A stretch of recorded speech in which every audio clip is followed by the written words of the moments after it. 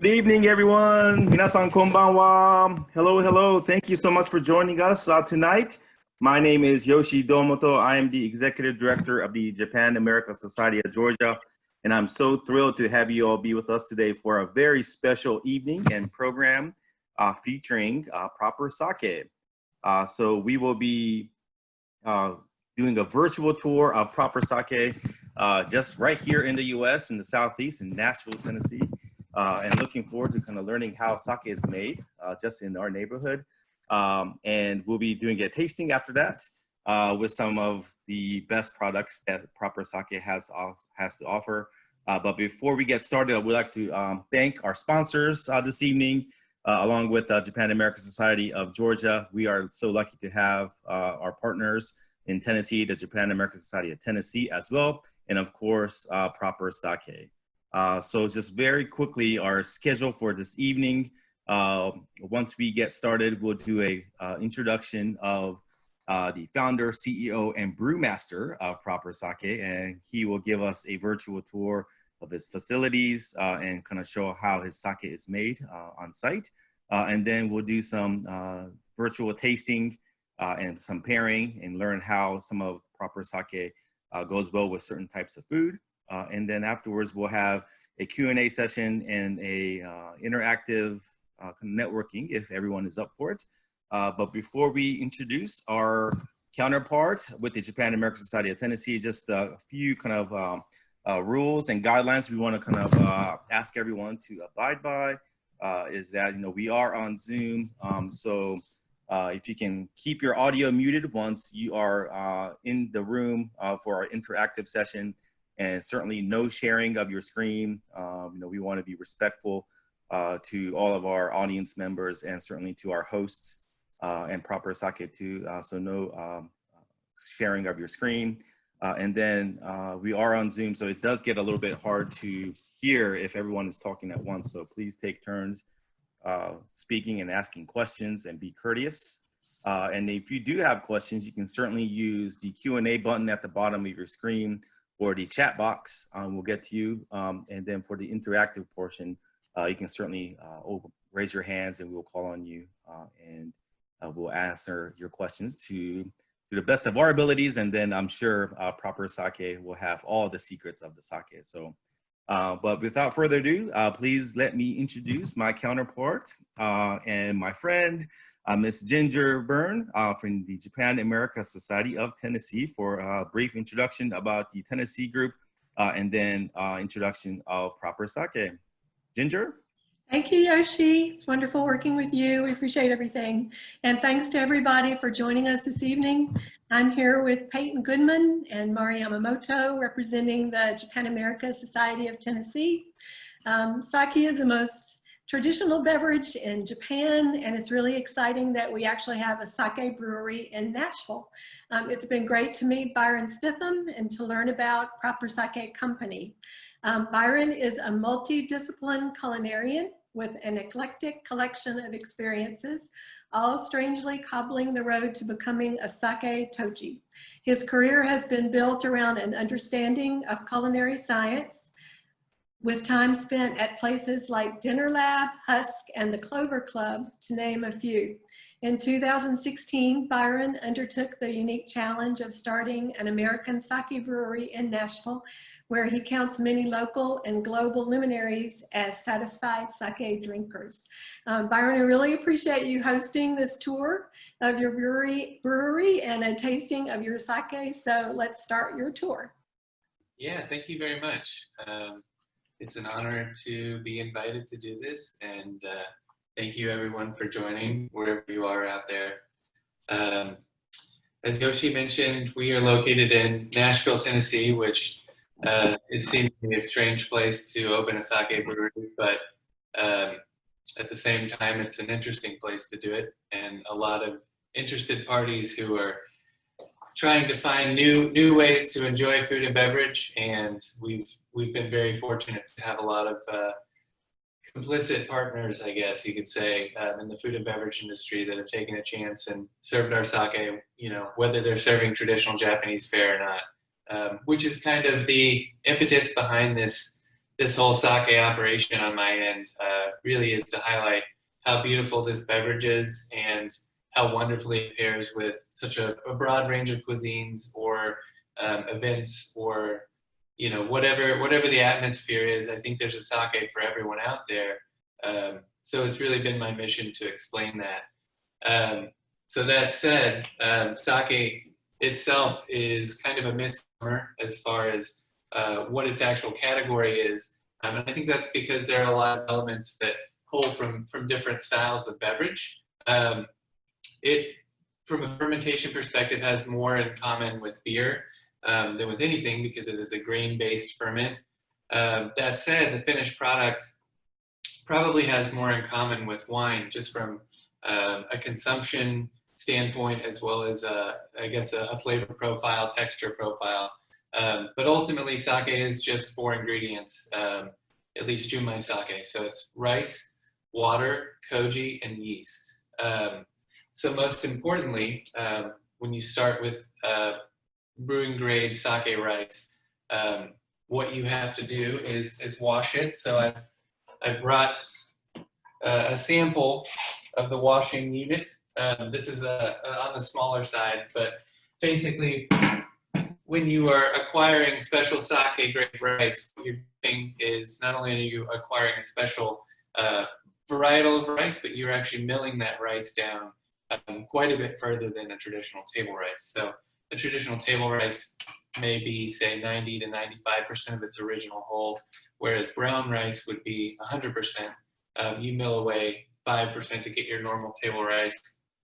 For most sakes, you'll end up milling it back to 70% on up, well beyond that. So most of our sakes are Ginzo grade in terms of mill rate, which means 40% of the original whole of the rice is taken away, and now you have 60% remaining. And the purpose for doing that is really to harness the inside of the grain, which is where generally the pure starch center is, which allows you to isolate the flavors and aromas.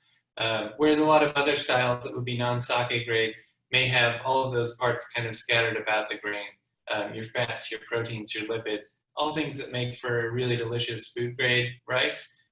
Less important in a sake, as you really want to highlight that starch, and that's where your aroma and general control of the finished product goes. That said, the style of sake that we do here is a little bit more on the full flavored end. So we do try and incorporate as many elements of the rice as possible. So the first step after you wash the rice is going to be steaming. We take all of the rice after it's washed and we soak it to a very specific moisture content. And the importance there is that when it goes into the vat to be fermented, it'll break down more slowly or at just the right rate, so that the alcohol is produced not too quickly and not too slowly.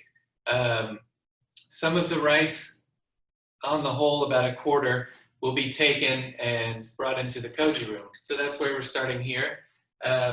This is the Koji Room, so one of the other 4 ingredients, which is also made with steamed rice. So basically what happens is you take your steamed rice, it comes into an insulated room. It's basically a sterile, insulated, very humid room where the koji spores are allowed to propagate onto the rice.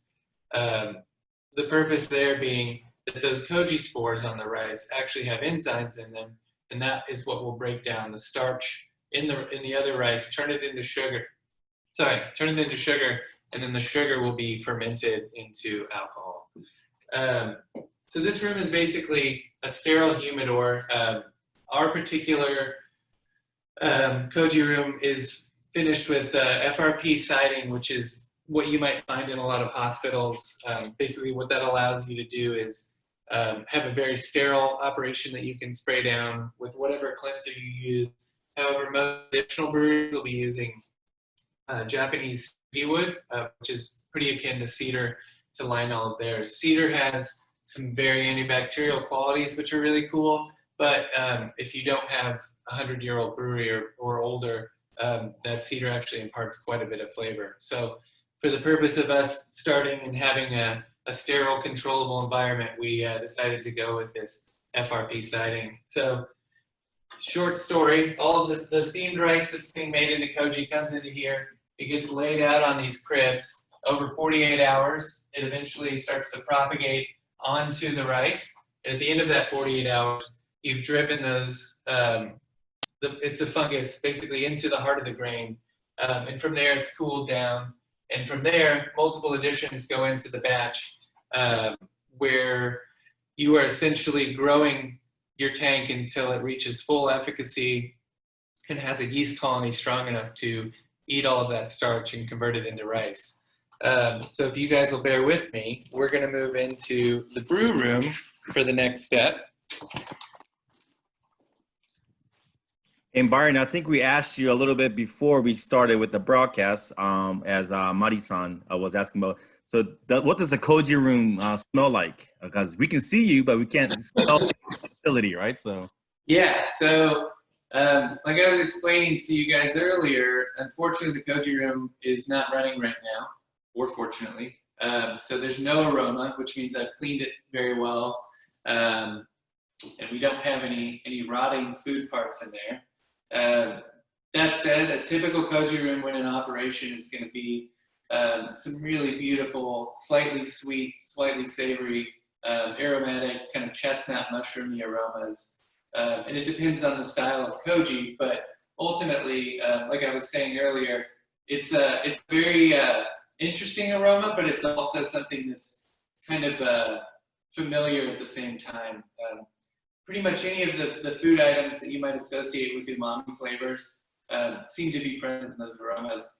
And koji also being, you know, a major fermentable in Japanese cuisine, it is also very heavy in umami and is what brings out all the umami in foods like soy sauce, miso, and of course sake, which although is on some ends a rice forward and indoor sweeter beverage sometimes, there's typically almost always an umami undertone. So I encourage you guys, if you're interested in that sort of thing, to shoot me a note and we can talk about making koji at home, because it is a pretty marvelous fermentable that you can use for all sorts of things. But just the aroma that comes off of it while you're making it is probably worth it alone. So yeah, this is the brew room.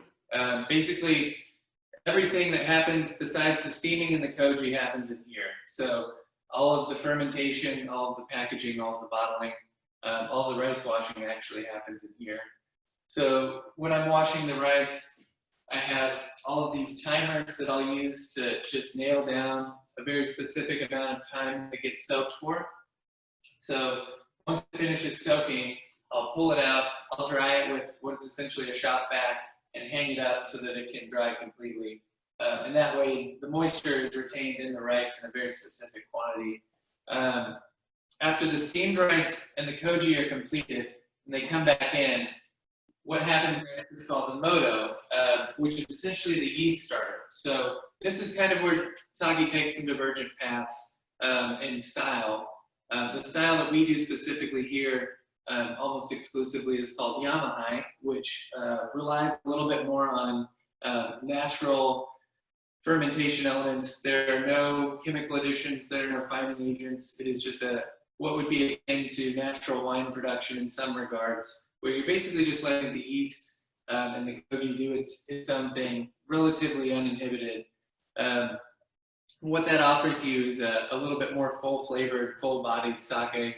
Oftentimes, there can be some more earthy aromas, but on the whole, typically higher acid, more complexity, more texture, and some more savory flavors. I myself am a big fan of almost all sakes, but Yamaha sakes are kind of the style that really got me into this, especially because they're harder to come by in the States. That's the real reason I started brewing sake in the first place, was to be able to enjoy some of these sakes that I'd had in Japan that are not available in the States more regularly. And also, the hope that other folks in the States find them as interesting as I do. So I digress. Back to the moto, which is going to be done in this small tank. Basically what you're doing is you're taking a small portion of koji, a small portion of steamed rice, water, and yeast. And you're building that up until it has a really, really strong fermentable quality to it. Then it can go into the larger tank, which you see to the right. In that larger tank, we'll make slightly larger additions each day for 4 days until we fill it up with rice, water, koji. And at the end of that, this will be allowed to ferment for anywhere from 20 to 40 days, depending on the varietal. It's a pretty low temperature ferment, which as far as most yeast strains go, most yeast strains don't typically exist or thrive in an environment quite as cold as sake, but that's one of the things that makes sake take a little bit longer to ferment, but also produces all sorts of interesting aromas and flavors that you can't get in any other beverage. Especially as you draw all that umami out and aroma, that's where that all comes from, is that extended ferment. From there, once that batch is done fermenting, it'll be anywhere from 18 to 22% alcohol. It'll get pressed. So basically, all of the rice that's left over and was not fermented out and all of the liquid need to be separated. And so that's where all the sake goes into this tank here. It's a fune press, that's what it's called, in mesh bags. And there's a false bottom in the table. So weight is applied and all of the liquid is pressed and separated from all of that remaining unfermented starch. From there, if you've ever had nigori sake before, that is essentially what you have, where some sediment has still gotten through, so you have a cloudy sake. We'll take that and we'll package that up for our nigori sakes immediately, and the rest is allowed to rest in another secondary ferment vessel where that sediment's allowed to fall to the bottom naturally. Once that sediment's fallen, we'll pull it off the bottom and we'll have a clear liquid, and that's what you guys are going to be enjoying tonight, hopefully, as the Diplomat Junmai. From there, in many other Japanese breweries, there's typically some more filtration or fining that goes into the finished product. But again, my specific interest in sake is founded more in some of the more full-flavored, complex styles of sake that are kind of on the older end of production register. So none of our sakes, with the exception of a few small projects, get filtered or fined in any meaningful way. So you basically just have the finished product with just those 4 ingredients. Again, those are rice, water, koji, and yeast. A lot of our stuff that's sold on site is not pasteurized. It is as it is off the press in its purest raw form. The stuff that goes out into the marketplace is called namachozo because it is pasteurized once in the bottle. It's taken up to 149 degrees Fahrenheit. The point there being that it stops any more enzymatic activity as sake continues to travel or move into other stores, facilities, storage areas that I can't control. That just provides a little bit of extra control over the finished product. Some people prefer namasake and some people prefer pasteurized sake, but I think there are fine qualities to both. Typically namasake, which is unpasteurized, it's going to be a little more flamboyant, a little more flavor forward, perhaps a little less unbalanced, but if done right, it still has all of the elements that you need working together to make a balanced beverage. The pasteurized sake, pasteurized once in bottle, still has a lot of those qualities, but basically subdues a lot of those more flamboyant flavors and aromas. And over time, they'll continue to build back, but you have a narrower range of complexity, but also a little bit more forgiveness when sake is not handled appropriately or stored appropriately. So that kind of concludes the production side of things. I also brought a few of my favorite sake books for folks that are interested in doing some extra research, starting with John Gauntner's The Sake Handbook. So this is one of the first sake books that I ever got. John Gauntner is an American who lives in Japan, and he has become kind of the world's foremost evangelist for sake, at least in the Western world. He has a whole range of literature, but the Sake Handbook is definitely one of his most thorough, basically walking through all of the elements, tasting, production, answering a lot of questions that I may have not covered. I highly recommend that. If you ever go to San Francisco, when that's a thing to do again, there's a beautiful place called Umami Mart. You can also order these books online. They have these little pamphlets called Sake Talk. It's actually a really fun flip over, double-sided shochu talk. This one's a little bit more surface level, but also very interesting. It answers a lot of questions that most traditional texts don't. And then if you really want to get into it, this book, Nihonshu by Gaudier Roussel, is a very in-depth, very high-level, but also very thorough sake endeavor. And I've gotten a lot of mileage out of this, even as a sake professional. There's no shortage of information out there. You just have to look a little bit. The other thing I brought in for the samples portion here, we've got some sake rice, which may be difficult to really tell what's going on there. But you can sort of see, this is what the sake rice looks like when it's fully milled down. This is a 50% mill. So that means 50% of the rice has been milled away from the original whole. And so what you have left is basically that pure starch shinpaku that I was talking about earlier. And then I also brought in a few of my favorite bottles. If you decide that you need to try some other sakes, that's totally okay. I just wanted to point people in the right direction. Some of these are hard to find in the States, but if you do some searching, you can find. This is Terada Hanke. They are one of the cooler breweries that really got me into this as well. Really working on a lot of the more traditional styles and historical registered elements. Another interesting one is Kirazumi. Also doing a lot of really cool Yamaha ferments. And then another super inspirational to me sake brewery is called Tamagowa in northern Kyoto. The brewer there is actually from Cornwall, England, and he is just a wonderful human. His name's Philip Harper. I've been able to visit him a few times now in various locations and find him to be very interesting in every capacity, and certainly shining some new light on sake and what it can be, mainly by looking back at what sake has been.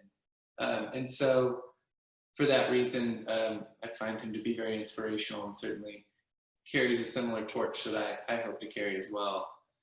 I think that's about all I have for now. If you guys want to talk about tasting sake, I appreciate your patience, and let's get into it.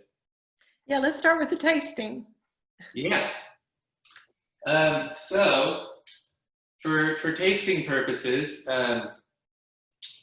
if you haven't already chilled your sake down, that's fine. We'll have to try that later. But typically, I recommend most of our sakes be served chilled, at least for the first time. That's typically the best way to get to know a sake.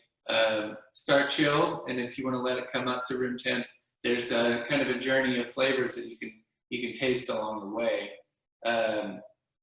Typically speaking, you want to try and get about an ounce in your mouth at one time and bring it into the front of your mouth. So bring it into the tip, hold it there, and as you hold it, you'll begin to experience the flavors as they move backward and start to kind of attach themselves to different taste receptors all the way back.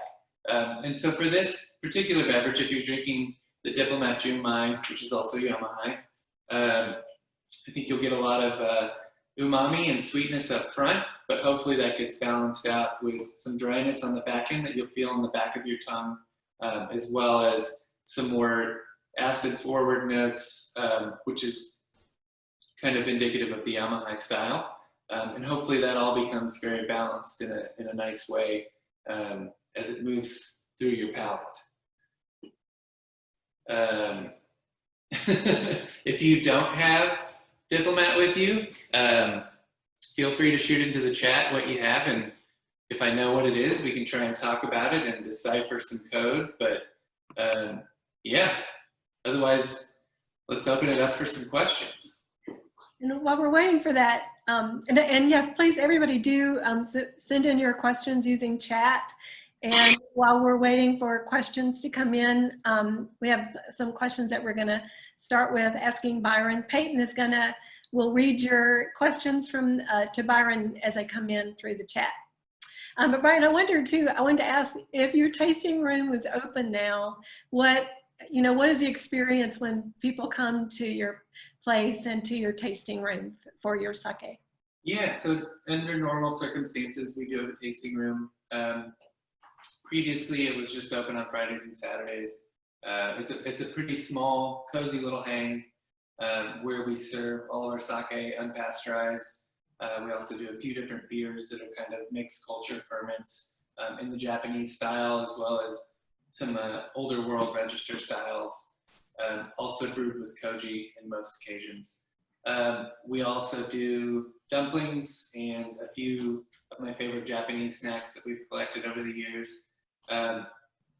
Hopefully we'll be open again soon, but at the moment, we've just been doing Saturday pickups. So you can buy all of our sakes, all of our beers, all of our various degrees of ferments, as well as frozen dumplings to take home, and you can order those all online.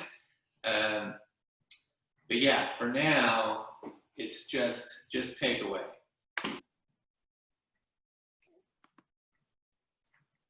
So Peyton, I think there's some questions. You want to start?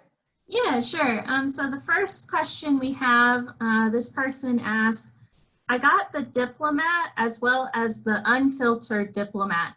What should I expect to be most distinct about them? Yeah, that's a great question. And thank you for buying both of those. So, like I mentioned earlier, the Diplomat Nigori, or unfiltered version, is basically the Diplomat first press. So after it comes out of the Fune press, you have the Nigori, so you have some of that sediment. Otherwise, the production technique is entirely the same for both products. But the interesting thing is when that sediment's allowed to rest in there and continue to exist with the beverage, especially in a small format like a bottle, that's where it starts to take some divergent paths where you may start to experience some more acid, perhaps some different aromas. A lot of the interesting textures that come along with having some rice sediment in there. Whereas as the Diplomat filtered version or sediment-free version starts to sit longer, it takes on a different flavor of its own, where you start to build more of that umami, perhaps some cacao, some more bitter, savory aromas. And the longer they are separated, the more wide-ranging those flavors become. Great, nice, okay. Next question is from Scott, and they ask, what gives sake the fruity notes? Yeah, so it's pretty wild that you get some of the flavors and aromas you do out of sake, which is something I find incredibly interesting. Most of those have to do with the yeast that is used, but also just the general chemical reaction that happens between the koji and the glucose in the yeast as things are fermented. So as with a lot of other beverages where you have an aroma, typically that aroma is just a byproduct of the fermentation. So again, there are a million different ways to produce sake, a million different yeasts, but ultimately the fruit is one of the most common aromatic byproducts of most of the common yeasts out there. So number 7, number yeast, number 9, number 11, those are some of the more common yeasts. Japanese sake yeasts are classified by number, essentially. And so those are on the whole, most of the yeasts that you would find in production, especially sakes that you would find in the States. And definitely the calling card of those yeasts is some fruit-forward aroma. Thank you, Scott, for that question. Next, we have from Sasha and Jeremiah. What's your creative process for naming your products? Yeah, so it's kind of a free-for-all, especially since we've been doing special releases every week. All of those have been just kind of around in my brain until late at night, and eventually something comes out. However, the original product line, the Diplomat Grand Parlay, has kind of been founded in this a little something for everyone sort of mentality, where my hope is that our sake is interesting enough to capture an audience that is interested in new and wild things, but also balanced enough to where traditional sake drinkers and enthusiasts can also find meaning in it. And then also incorporating a lot of the historical elements of sake production, which I think make it not unique in sake's canon, but unique with regard to what's out there at the moment. Hopefully all combining for a very, diplomatic approach, as it were. So everybody gets a little bit of something, hopefully. Nice, very interesting. Okay. Yeah. I also should mention the name of the company, Proper Sake, is also based on some of John Gauntner's literature. One of the most common themes across his literature is proper rice, proper yeast, proper washing, essentially highlighting what all goes into sake, and basically my efforts to reach that sort of sake grade production in the States. Nice. Yeah, that's really cool. Okay, next question we have from Jim, and he asks, how long will sake hold its quality after being opened? Yeah, so that's a great question. And it also depends very much on style. One thing that, beyond all the other things I've mentioned, is very appealing to me about Yamaha sakes and the kind of non-interference sakes that we make here is that they have a really great shelf life. So having a slightly higher acid content and also kind of a live enzyme just sort of production quality allows them to age very well, and it also allows them to stay good in the fridge indefinitely. So I personally love the way that these sakes age, so I wouldn't be shy about leaving it in the fridge once you open it indefinitely. And another mentor, hero of mine by the name of Yor Mofer in Kyoto, he is an Israeli that moved to Japan and fell in love with sake many years ago. He's fighting the good fight of explaining to people how sake is not only enjoyed over time, but also can be an even better version of itself, much like wine as it's aged. So he has sakes that he's personally curated in his bar over there, up to 30 years old or longer. It really is just about finding balance and finding a sake that you think ages well. That said, there are a lot of lighter, more contemporary style sakes, which are also really great, where a lot of their interesting characteristics are in the nose. So those are kind of the first things to go when you open a sake. So if you have, say, a Daiginzo, which would be something that's milled past 50%, so very small grains of rice, that typically has a more subtle flavor and typically a pretty ostentatious aroma. So those are the styles of sakes that you want to drink a little bit more quickly because those are the first things to go after they're opened. Great, thank you. And I think there was another question regarding that. Will sake quality degrade if it is chilled, then brought to room temperature, then chilled again, all before opening? Yeah, so ultimately, if the bottle is still closed through all of that, I think on the whole, you're pretty much okay. It really is once oxygen starts to be reincorporated into the sake that you either have not necessarily off flavors, but different flavors than the original opening. So like I mentioned, any of our sakes take on some new and interesting characteristics after they've been opened and allowed to age. So I wouldn't be scared about having oxygen introduced, but again, some of your more subtle contemporary styles, I would drink them a little bit more quickly. But ultimately, yes, some temperature changes is not super detrimental. I would say that with a lot of unpasteurized sakes, you will see a fluctuation in flavor because of that, but ultimately that's not a bad thing all the time. Nice, that's very helpful. Good to know. Next question is from Michael, and they ask, what was the process like to open a sake brewery in America?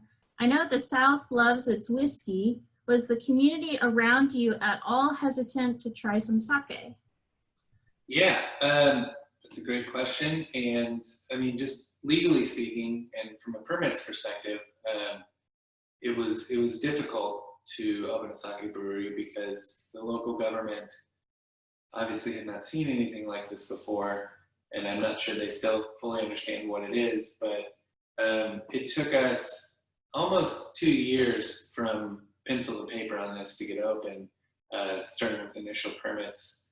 That said, I think we've had a pretty warm reception on the whole, just as far as sake drinkers and buyers, distributors and accounts go, because people are typically pretty interested in trying new beverages, and certainly our style of sake, again, not being the most common style in the States at the moment, I think also helps diversify a lot of people's portfolios. And then on top of that, you have so many incredible restaurants, especially in Nashville or Atlanta, that are already working with Koji or other Japanese style food production techniques and ferments. So picking up a sake is not completely out of the realm of possibility. And yeah, like I mentioned earlier in the lesson, I think we're at a great time in America for people to be trying new beverages and new fermentation techniques, but ultimately sake is really not that out there when you're talking about pairing with all sorts of cuisines outside of Japanese cuisine, although it pairs famously with Japanese cuisine, of course. So Byron, to kind of go further on that, I know you mentioned that sake is more, the brewing technique is more like beer than wine, and you open up a sake brewery, but I understand you have some Koji beers in your facility too. What was the process of having both, I guess, a sake brewery and then also kind of a beer brewery going on at the same time? Yeah, so we actually started brewing beer separately and quite a bit down the line after opening. And really what had happened was I wanted to offer some lower alcohol options in the tap room, since sake can be definitely a little bit higher as far as alcohol content goes.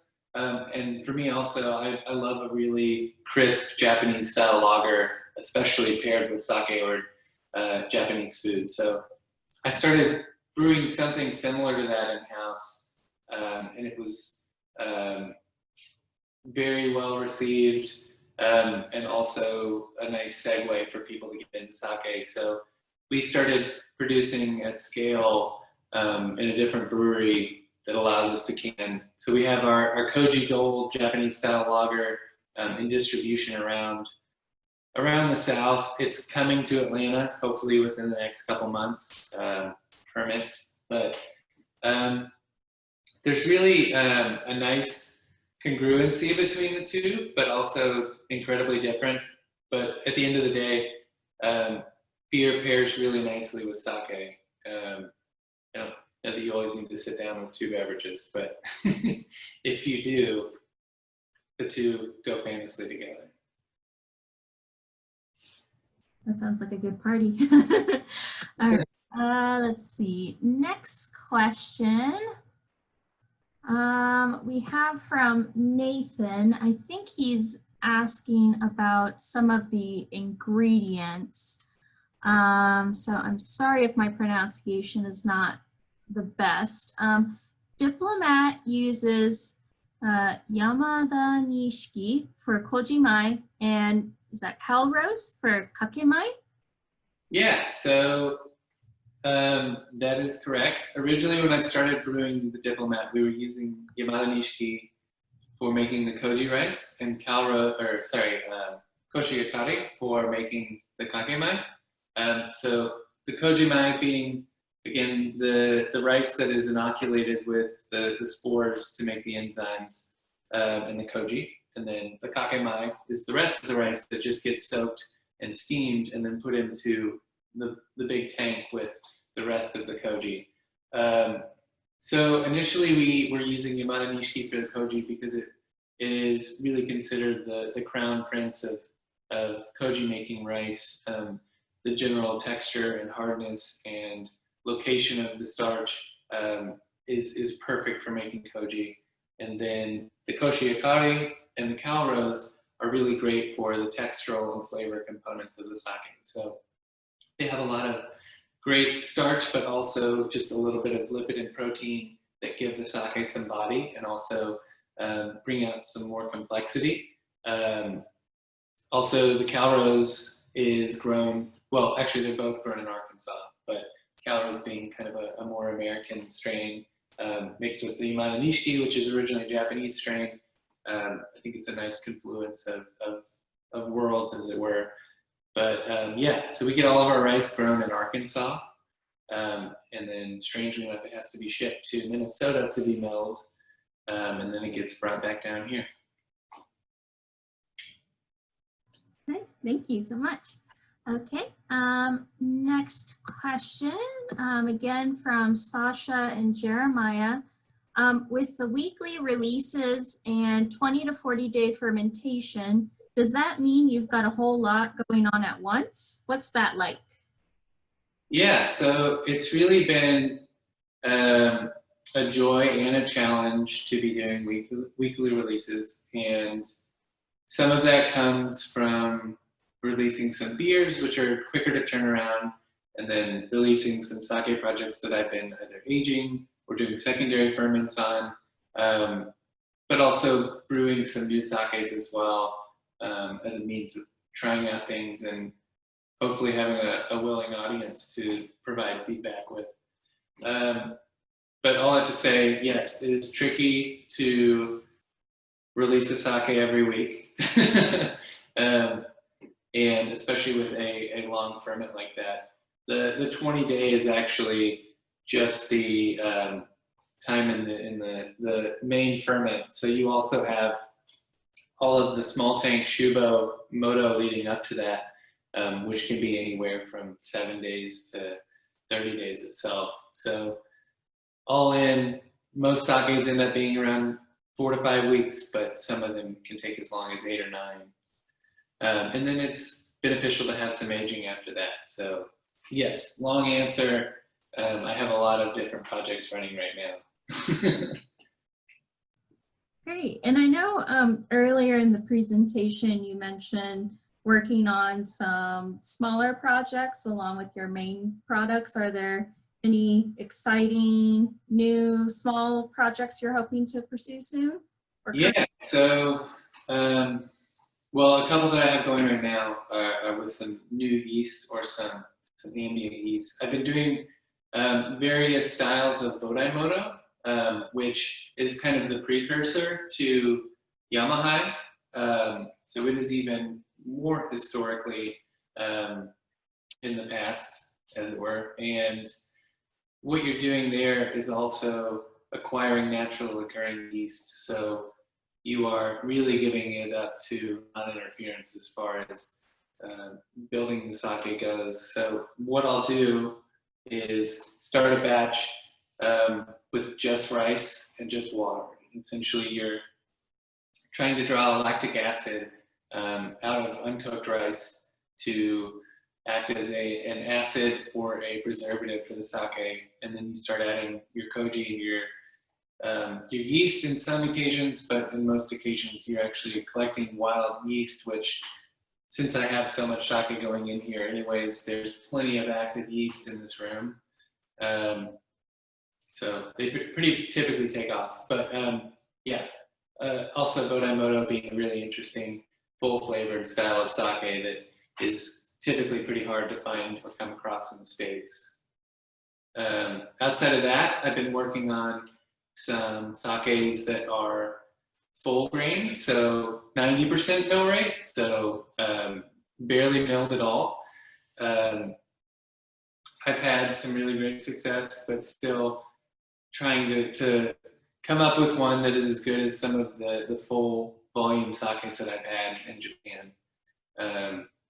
But yeah, working on plenty of those, and then also working with new yeast strains, with pretty contemporary and or traditional techniques, working with different rices, and also working with different grains in general. Our moonshot, which is actually, this one has been aged for almost 2 years now, is actually made with both rice and barley. So it is pretty interesting, pretty wild flavor-wise, and also has some really great acid to it.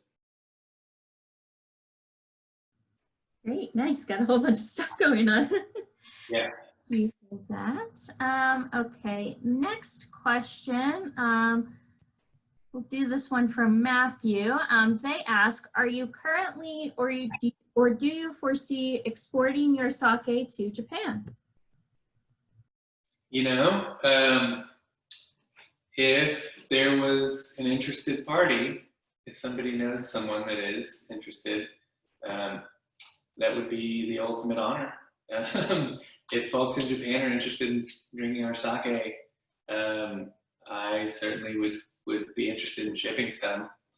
We do, in normal circumstances, submit our sake to a lot of the Japanese contests and evaluations, but every time I go to Japan, I also take most of my suitcase full of sake to share with other brewers and other sake individuals who are interested in pre-modern sakes like Yamaha and Kimoto. But yeah, if anybody knows somebody that's interested, shoot me a note. And how many times do you usually go to Japan in 1 year?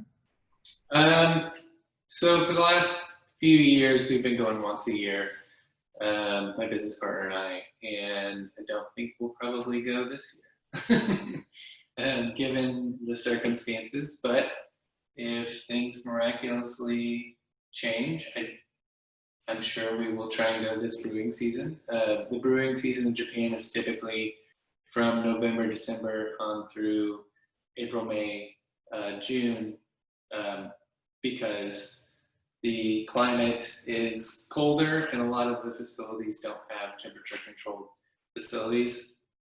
So it's important that the temperature is low for the yeast to thrive in its natural environment. Very interesting. I didn't know there's a specific brewing season. Yeah, there's some breweries that brew all year round, but on the whole, most of them just brew for the winter period, essentially. Great, nice. Okay, next one, we have another question from Jim, and he asked, are you a fan of using sake for mixed drinks, or is purity the only way? For me, I am always happy when people are trying sake in any capacity, so I'm not opposed to cocktails, and there are some really great cocktail bars in the Southeast that have done some amazing things with our sake that I think even highlight a lot of the aromas and flavors that would have been missed otherwise. Yeah, so I'm not opposed to that. Oftentimes, if it's super hot out and I want to drink some sake that's on the full flavored side like ours, maybe I'll throw an ice cube in and a lemon peel just to jazz things up. But that said, you can also start subbing sake in for most ingredients in your favorite cocktails. A lot of times it gets subbed in for vermouth in a lot of situations, but I would encourage you to be more adventurous than that even. If you like cocktails and you like messing around with different mixed drinks, for sure. Nice. I might have to try that lemon Yeah. for my next drink of sake. Very nice. Very refreshing. Okay, next question we have from Shirley, and she asks, in the introduction, we heard that you are a culinarian. May we know more? Yeah, I have worked in plenty of restaurants and plenty of bars over the years, and consider myself to be an enthusiast of food and beverage and hospitality. So all of the things that go into sharing a really special dining experience with people are all things that I have attempted to bring to the table here as well. So when our tap room is open, I think it's a pretty familial environment, and I think we do a good job of incorporating a lot of the culinary elements that I've picked up over the years, not just with the food, but with the sake and with the styles of production and the beers, and really just trying to harness as many different fermentation techniques from around the world to highlight how cool sake is in general. There is something to be said for the Japanese fermentation techniques and how much they've offered to the rest of the world. So through that lens, I think there's a really interesting moment going on in the food world right now. And I hope to be carrying the torch of culinarian in an honorable way, but ultimately I'm a food and beverage nerd. Great, thank you. It's very interesting history you have. Okay, let's see. Next question we have from Jeff Robinson. They say, hi, Byron. Jeff sees Lauren. I met you earlier this evening. We're enjoying your Q&A while we drink sake. I'm big into sourdough and recently learned that in the world's only sourdough library, there's a Japanese sourdough that dates back thousands of years made from sake. Do you know anything about this? And if so, have you thought about branching off that way in the future as a side project? Yeah, well, I think a lot of folks have been baking in the current moment, myself included, and creating sourdough starters is, part and parcel to getting into both fermentation and baking. So that said, when you are making a sourdough, you are capturing a yeast and creating your own terroir for that bread. And for that reason, there's plenty of opportunity to capture yeast and cultures from a sake brewery. And I have no doubt that there are some really beautiful sourdoughs out there. And actually, early on in the quarantine, I found myself making some sourdough starter and ended up using some yeast foam scrapings from one of our brews that was going on to get one started, and it kicked off pretty famously. But as far as finished product goes, I don't know if I tasted any sake. But yeah, long answer, there's definitely some cool Japanese cultures out there, and certainly plenty of them would be very applicable to a sourdough. Great, thank you. Very nice. Okay. Next question we have from Xander. He says, I apologize that I don't have sake, but I have shochu. Would shochu count as sake? So shochu and soju are two pretty different beverages from sake. Shochu is a distillate, so it is a ferment that has been distilled, much like a gin or vodka or a whiskey. But the origins and the pre-fermentation of a shochu are relatively similar to a sake in some cases. Shochu can be made with any number of ingredients, but oftentimes it's made with rice and koji, similar to a sake. So it's not out of the realm, and if you're enjoying it, I think that's awesome.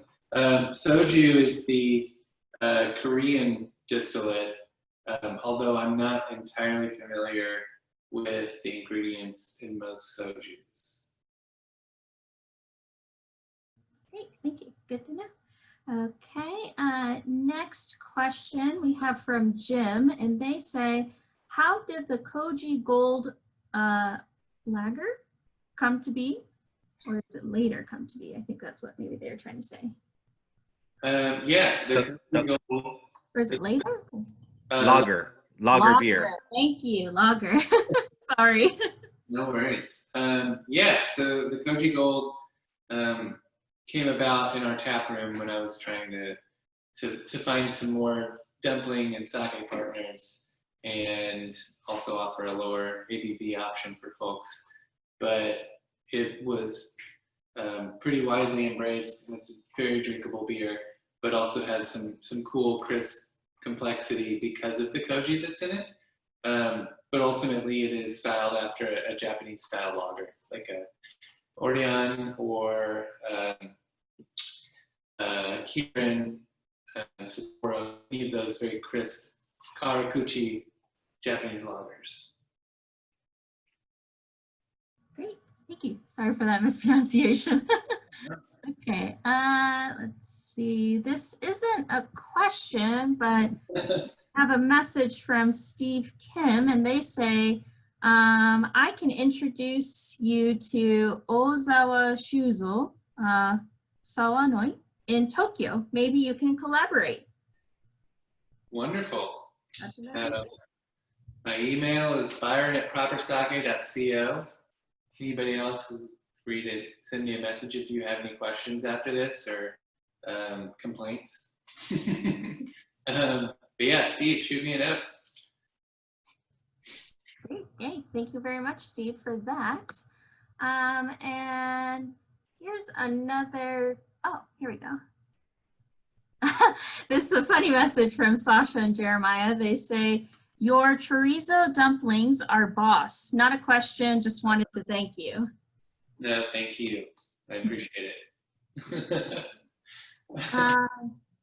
And here's a question. Is proper sake available for private party rental?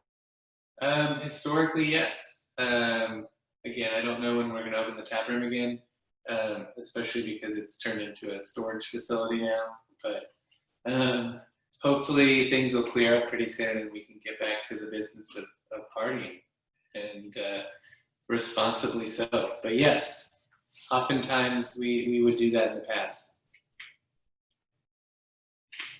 And have you ever thought about doing any virtual parties, kind of like what we do? I have, and we can certainly have as many virtual parties as you guys want. Great, awesome, thank you. Okay, and let's see for our next question. Okay, we have one from Steve, and he said, I've heard some famous kaiseki restaurants in Japan have closed down due to the pandemic. Wouldn't it be good to start a Japanese restaurant that employs the chefs from these restaurants, which would be a boost for your business? Well, Steve, if you have the capital and the interest in opening some kaiseki restaurants in Nashville, I'd be happy to partner on that. At the moment, I don't have any designs to open a restaurant, but if there were any kaiseki chefs from Japan that were interested in coming and cooking in the US, I would gladly participate and facilitate in whatever way possible. Sounds like we need to have a joint Japan-American Society of Tennessee and Georgia tasting and sake tasting in your tap room sometime. Absolutely. Yes, definitely. That sounds like a lot of fun. Okay, and let's see. And we have another question from Xander. Are you familiar with the legend of Yamata no Orochi? No, but sounds pretty good if it's a legend. I think the legend goes, Xander is one of our members, and he's very, very much interested in Japanese folklore, but and maybe some others can correct me, but there was a dragon, I guess, and that was kind of terrorizing a village. And what happened was that the warriors gave the dragon some sake to inebriate him a little bit, and I think he was a little weakened, and then the warriors were able to defeat the dragon because of sake. So sake has, I guess, the powers of partying, but also maybe a saving a village or two, right? I appreciate that. Yeah, we got to keep the sake alive for sure. And certainly, sake has been declining in sales in Japan over the last decade or two, which is another reason that I hope to revitalize sake as a beverage around the world. But yeah, a little folklore doesn't hurt either. Nice, thank you. Okay, and I see that Paige has her hand raised, but I think her question in the chat. So I'm sorry, Paige, for not getting to you sooner. But Paige's question is, sake is made from white rice, yeast, water, and koji. What is koji exactly? Yeah, so the distilled version of koji is it is a fermentable ingredient, and it can be made with any number of things, but traditionally it's made with rice for sake. It's made with soybeans or barley for miso. Basically what you're doing is you're propagating a fungus onto whatever that substrate is. So again, the rice, the barley, the soybean.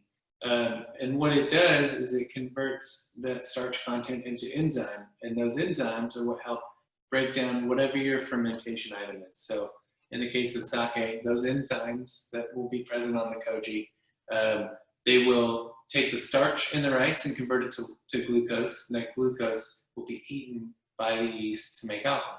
And then all the interesting byproducts and flavors and aromas that come from that. Or in the case of miso or soy sauce, you're taking whatever the ingredients are, and you're using those enzymes to deconstruct them to create whatever the finished product is. Great, thank you. Okay, and sorry, Byron, what was your email address again? Steve was wondering about that. Yeah, it's byron@propersake.co, and I see that Yoshi has thrown that over to the chat as well. So, and he nailed it. That's it. And this is only exclusive to people attending, right? So you guys are very lucky to have Byron's personal email address. Yeah, I apologize if it takes me a minute to get back to you, but it's a busy world out there. Okay. Ooh, we have a fun question from Shirley. She asked, when are you planning to restock your green curry pork dumplings? Oh, that sounds so good.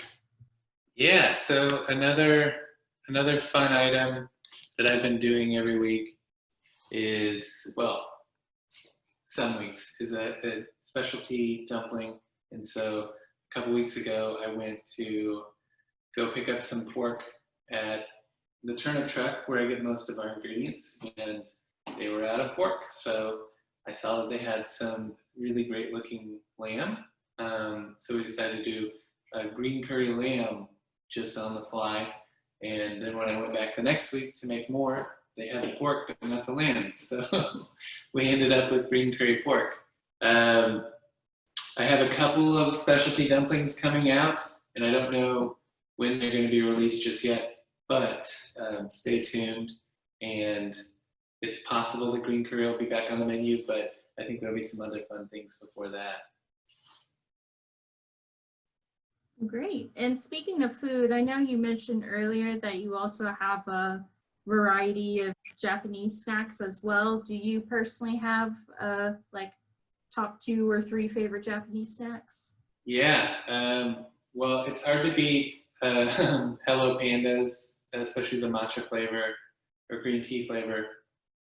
And then these Karamuchi hot chili ridge chips are one of my personal favorites. I think they go really well with sake because it's just total umami bomb. If I were in Japan, I would definitely be getting an okonomiyaki and or some onigiri at a, whatever bodega. Sometimes we do, in the tap room, we'll do onigiri, but we're not doing those at the moment. They just don't keep as well. But I encourage you to make your own onigiri if you're interested as well. It's pretty easy. Yes, it's also a very good snack as well. Okay, let's see. We have another question from Xander. How do you prefer to drink your sake?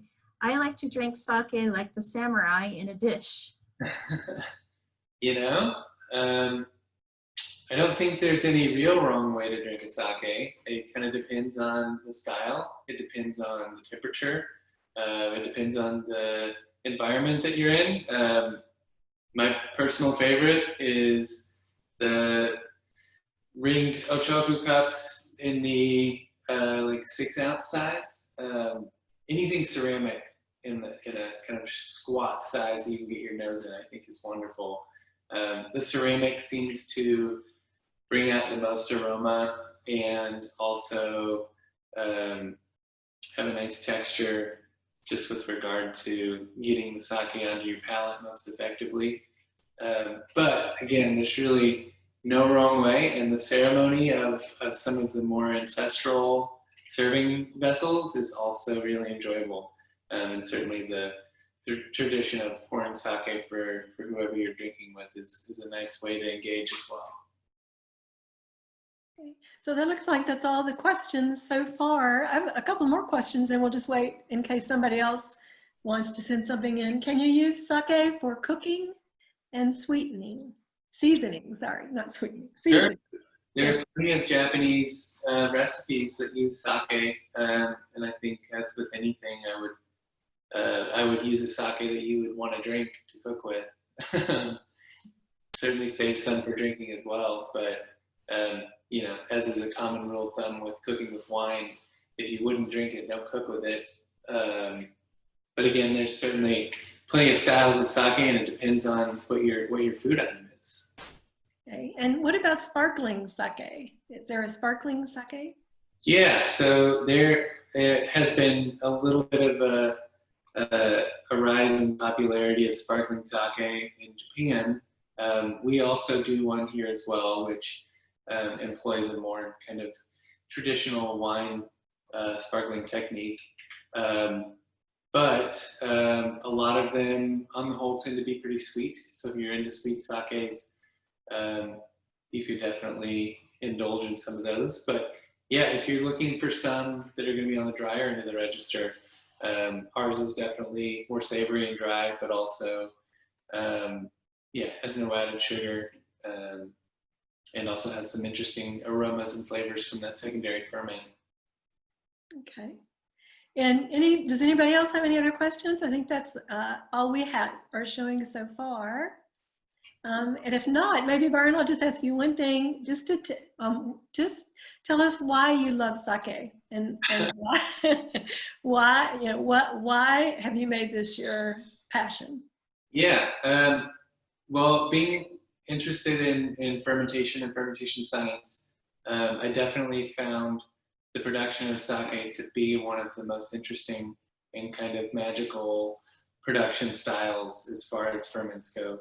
But on top of that, I do sincerely think that sake is probably the most versatile beverage as far as drinking and pairing and atmosphere goes. And then, being a young adult experimenting with different beverages when I lived in New York, the first time I had a Yamaha sake, even more so, really just kind of created this question in my mind of why is this not available everywhere? And if I find this to be so interesting, surely there's more out there that would be. So to that end, I think there's a beautiful confluence of flavor, production style, history, all the things that I think make something really intriguing. Sake is the perfect culmination of all of that. That's not to say that I don't consume some other beverages and enjoy them as well. But if we're talking number one, sake is definitely, I think, just the most perfect beverage. Great. It looks like there are two more questions. Peyton, do you want to take those?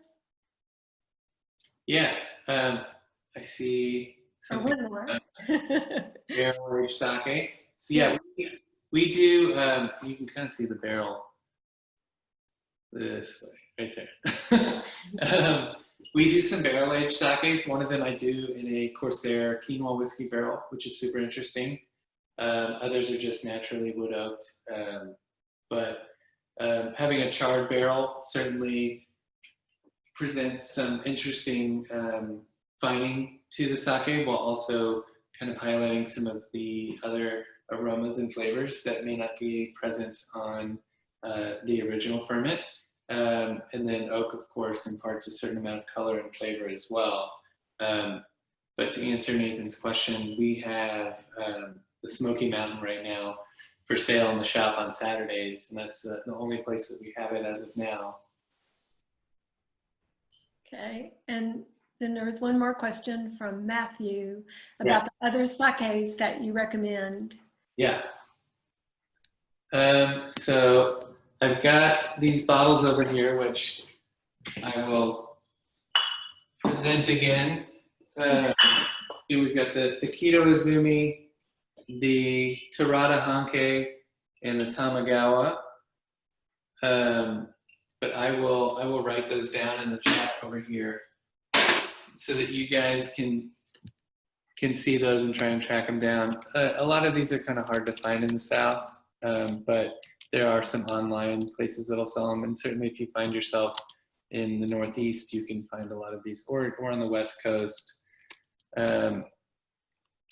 But they are wonderful representations of the style of sake that I'm attempting to recreate.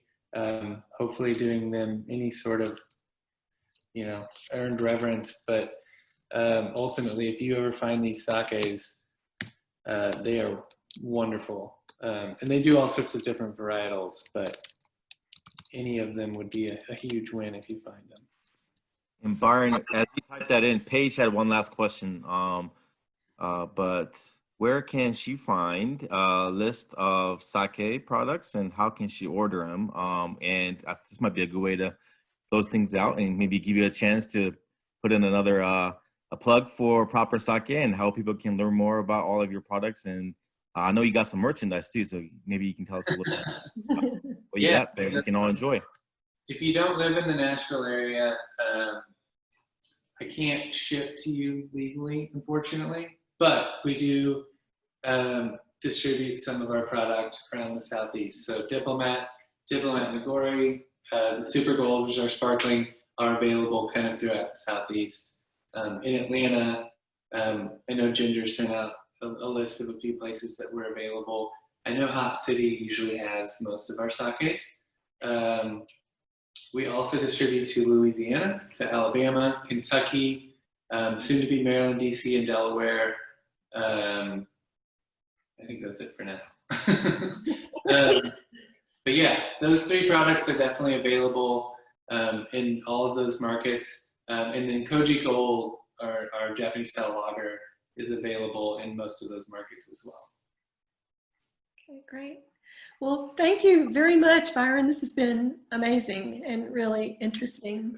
I really appreciate you doing this for us this evening. Thank you so much. An honor and a privilege. Thank you very much. And thanks to everybody for joining us. And Yoshi, thank you very much. Thank you very much, everyone, and stay safe and be healthy. And hopefully, Byron, we can all visit you in person sometime soon. Yes. In the future. And we certainly look forward to collaborating closer together, Ginger, with Tennessee Group, and hopefully we can have excursion and a field trip to Proper Sake. Yeah. Thank you. Thank you, guys. Have a great night. Good night. Thank you. Bye. Thanks so much. Take care. Bye. Bye-bye.